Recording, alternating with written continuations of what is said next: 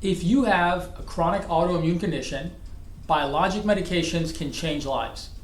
But what if you simply cannot afford them? Do not give up.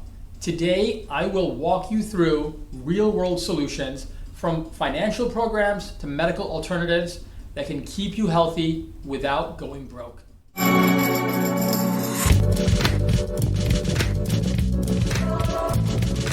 Hello, this is Dr. Siddharth Damber from Chicago Arthritis and Regenerative Medicine. I specialize in non-surgical treatments for musculoskeletal conditions, rheumatology, regenerative medicine, and metabolic health. My goal is to help you live pain-free and optimize your health with cutting-edge, safe, and effective treatments. Let's be honest. Biologic medications like Humira, Enbrel, Remicade, or Cosentyx can be life-changing for autoimmune diseases. They reduce inflammation, prevent damage, and give people their lives back. But the cost is staggering. Some biologics run from $2,000 to $10,000 a month without insurance. Even with insurance, deductibles and insurance copays can still feel impossible. So what happens if you just can't afford your biologic medication? Do you stop treatment? Do you try to tough it out? The answer is no. There are options, and today I'll walk you through each one. First, let's talk about why biologic medications are so costly in the first place. Unlike traditional pills like methotrexate or ibuprofen, biologic medications are not made in a simple factory process. They're made from living cells, often through fairly complicated lab techniques. Think of it like handcrafting each batch of medication rather than mass producing it. That complexity drives up the cost. On top of that, biologic medications are newer. They have patent protection. They are highly specialized treatments. Companies spend billions on research, clinical trials, and regulatory approval. Because of all of those considerations, the prices get set very high to recover those costs. And here's the kicker. For many years, there weren't competition. Unlike generic pills, biologics did not have cheaper versions available. That's slowly changing with biosimilars, but for now, prices still remain very high. So when you see a bill for $2,000 or $10,000 a month, it's not because your doctor wants that for you. It's the system we're in, but the good news is there are ways to work around this. Now let's get practical. The first place to look is financial assistance. Most pharmaceutical companies actually offer copay assistance programs for patients with commercial insurance. Unfortunately, these do not apply for Medicare patients because of government regulation and rules. That means if you're insured through your job or other commercial insurance, you may qualify for copay cards that reduce your out-of-pocket cost dramatically, sometimes down to as little as $0 in some cases. Here's an example. I've had plenty of patients whose insurance covered, let's say Humira for example, but without the copay assistance, their monthly charge through their insurance was about $1,200 per month. That's impossible for many families. This individual applied through the manufacturer's assistance program, and within weeks, her copay dropped to $10 a month. Now, what if you don't have commercial insurance or your plan doesn't qualify? That's where charitable foundations come in. There are national and regional organizations that typically have money early in the beginning of the year in the form of grants that cover medication costs if you meet income eligibility. Sometimes hospital systems also have financial counselors who can walk you through applications as well. It's paperwork heavy, but it may be worth it. The takeaway here, don't assume the sticker price is what you'll actually pay. Always ask your doctor, your pharmacist, and your insurer about copay assistance or foundation programs. Many patients don't realize these exist, and they end up leaving money on the table. Another option, typically a short-term option, is to ask your doctor if they have any medication samples. Pharmaceutical reps often provide rheumatology offices with either starter packs of biologics or just ongoing free samples that they can give to patients who need assistance because they're unable to get the medication. They're not necessarily meant to be your long-term supply, but they can bridge the gap if you're waiting for insurance approval or waiting for financial assistance, or if you need coverage for just a few weeks to a few months while you're maybe in between insurance. I've had patients that have been able to get a few months of medication that way, buying them valuable time while their assistance application was being processed, and yet still keeping their condition under control. Don't be shy, ask your doctor if samples are available. Next, let's talk about biosimilars. Biosimilars, by some people, are considered to be the generic version of biologic medications. Now, technically, they're not exact copies because biologics are made from living cells. But clinically, biosimilars are considered to be as safe and as effective as the brand name versions. The FDA requires biosimilars to go through strict testing to prove that they work just as well, and typically they tend to cost less. So if your doctor prescribes a biologic and you can't afford it, it may be worthwhile to see if there's a biosimilar available. There's some caveats to biosimilars.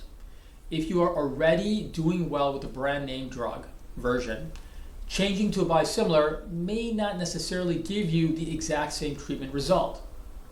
In addition, the cost savings with biosimilars that I've seen is around 20 to 30%, which is helpful, but it will not take your cost from, let's say, thousands of dollars to under $100.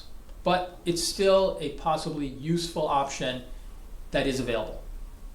Another possibility are clinical trials. New biologics and treatments are constantly being studied. If you qualify for a trial, the medication and much of the monitoring is usually covered at no cost to you. The downsides are that you may not know for sure if you're placed in the testing drug group or the standard therapy or placebo group where you're not getting any medication, you're just getting an inert pill. But for many patients, clinical trials are a low-risk way to access cutting-edge medications without the overwhelming crushing cost. Talk to your doctor about whether there are clinical trials in your area that you may be available for and that may be worthwhile exploring for you. Let's say you've exhausted assistance programs and biologics still are not affordable. Are there other treatment options? Yes. Conventional DMARD or disease-modifying anti-rheumatic drugs. These include methotrexate, leflunomide, sulfasalazine, hydroxychloroquine. They've been around for decades. They're not new or flashy, but they're effective, especially in earlier mild disease. You may have been on some of these treatments initially as well. They're significantly cheaper than biologic medications, often costing just a few dollars a month with insurance. For many patients with mild to moderate disease, a disease-modifying treatment alone can keep inflammation under control. Sometimes we'll actually combine more than one DMARD together, 2 or even 3 together, for even better effects. So sometimes combining DMARDs together can work for more aggressive disease as well.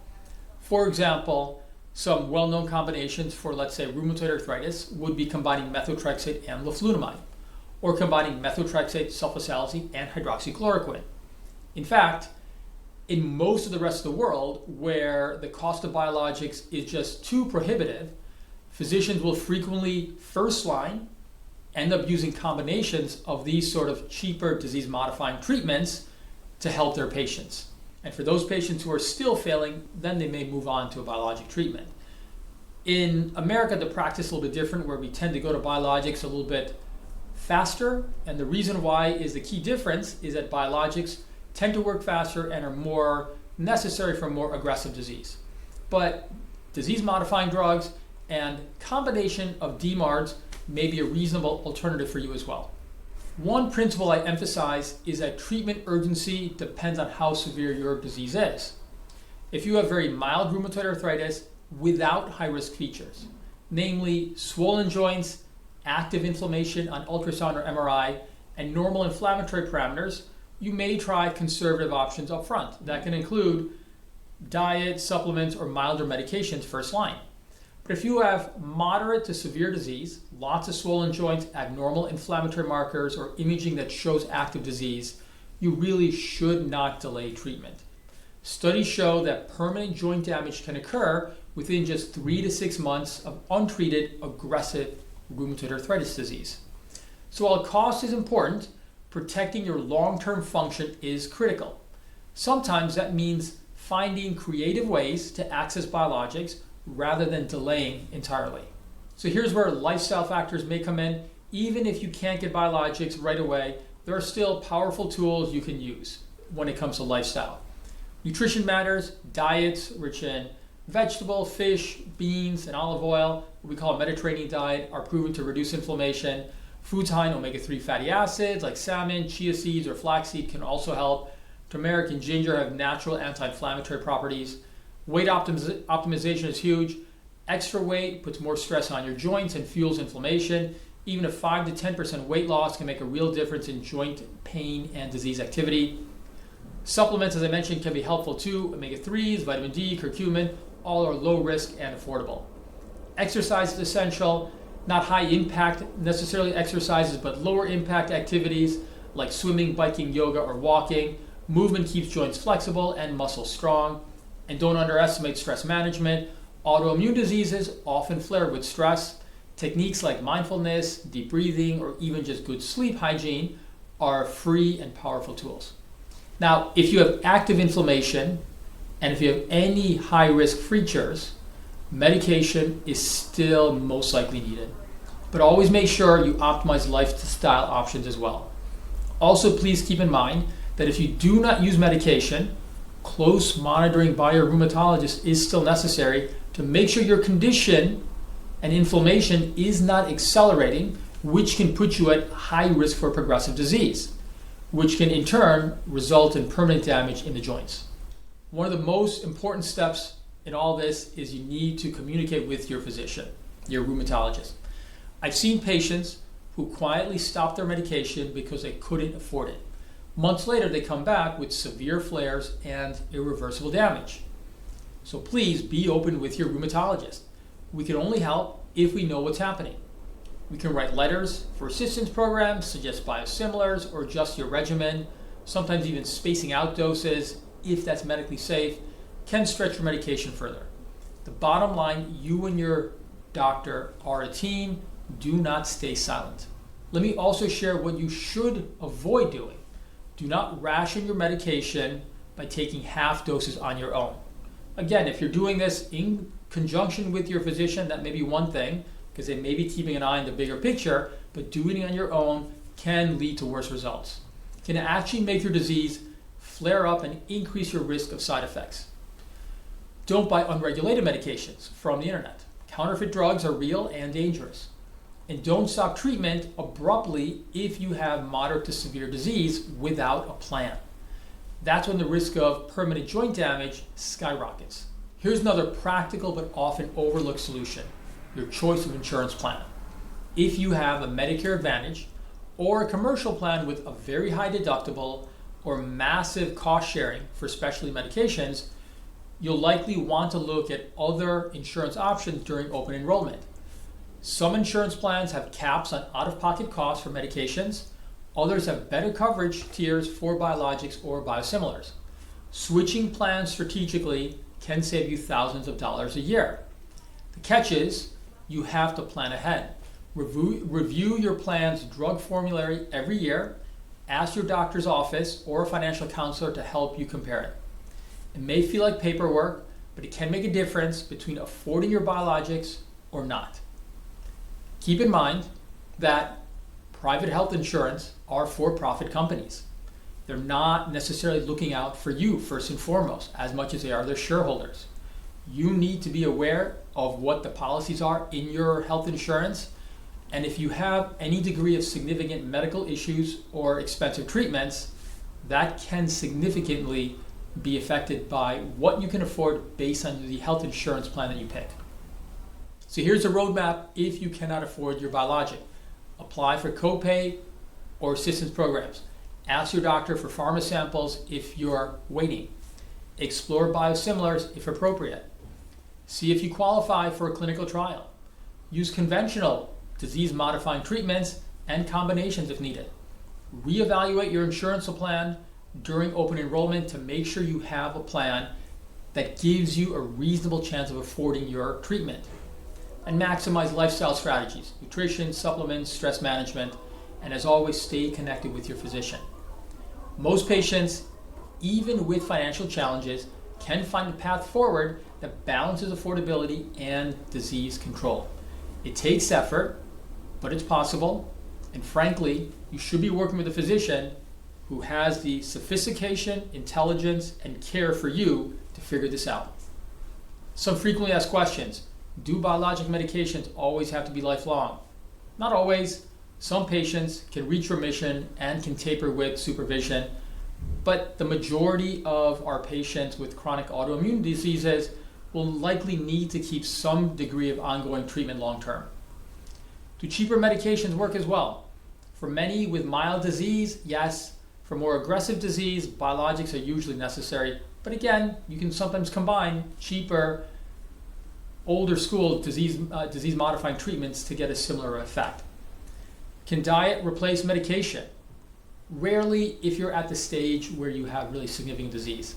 Diet is a powerful tool, but it's not a substitute for medication in moderate or severe autoimmune disease. Are biosimilars really safe? Yes, they undergo rigorous FDA review and have been shown generally to be similarly effective as the original biologics. Again, I recommend if something is working for you, try not to change to an alternative medication if possible, but sometimes biosimilars are needed. Can clinical trials be safe? Yes, trials are monitored closely by research teams. The care is often even more intensive than in routine practice. As with all medical treatment, there are risks and benefits, but may be worthwhile for you to consider. Can switching insurance plans really help? Absolutely. The difference in drug coverage between two different plans can be thousands of dollars per year. In particular, Medicare Advantage plans are typically very problematic. If you need an expensive biologic treatment, I recommend avoiding those sorts of plans if your health requires significant care and expensive treatments. So what do you do if you can't afford your biologic medication? You have options. Pharma samples, assistance programs, biosimilars, clinical trials, and even smarter insurance choices. Combine that with conventional medications and lifestyle strategies, and there's almost always a path forward if your physician can be creative and thoughtful with you. The key is not to give up. Don't let costs keep you from getting the care you need. If you found this helpful, please make sure to like, subscribe, and check out our website at chicagoarthritis.com for more expert advice on staying pain-free and healthy. I'll see you next time, and as always, live well.